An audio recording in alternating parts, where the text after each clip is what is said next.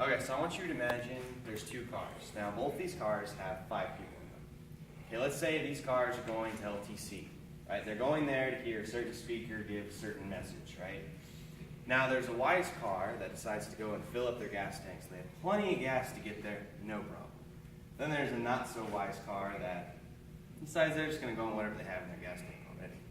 And you can probably see where I'm going with this. The wise car is able to make it there and hear this wonderful speech, but the not-so-wise car, this foolish car, ran out of gas and they couldn't make it. And if you know, LTC, once a speech starts, that door is closed, you can't come in.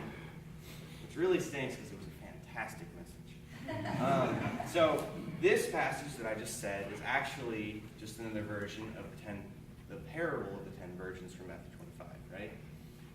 Now, the theme this year for LTC is called out.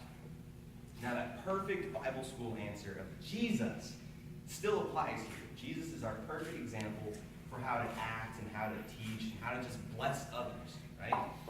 And if we think about it and we ask, Jesus was called by God to do things, right? He was called to do those things, just as we are. But okay, what if we look at somebody maybe a little less godly? Let's look at somebody like Moses. Okay, we all know Moses. Moses was called by God to lead his people and to speak for God, right? And he did this, but he was a little reluctant at first, as we probably would be in the same situation. But he did answer that call, and he actually answered it for a third of his life. That was 40 years of answering that call. And during that part of his life, no one could say he wasn't devoted to God's calling. He was undoubtedly devoted to God's calling. But if we look at somebody maybe even a little less godly, I was baptized April 20th, 2008. Those doing the math, that's 6 years. And those who figured it out, that means my birthday is tomorrow. Now, when I was first baptized, I didn't really start doing things for God yet. I was still the same person. I didn't really change right away. I mean, I kept saying to myself, I'm just not good enough right now. I'm not old enough to do something for God. I'll wait till I'm better as a Christian or till I'm older and I can actually do something more important for God.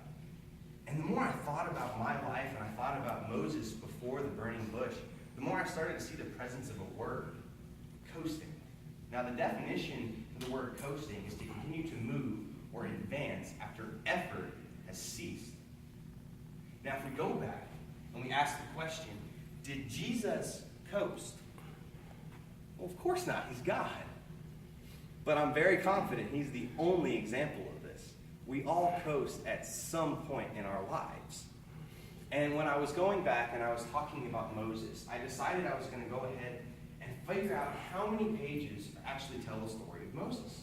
And I counted 156 pages of that Bible is devoted to just Moses' life.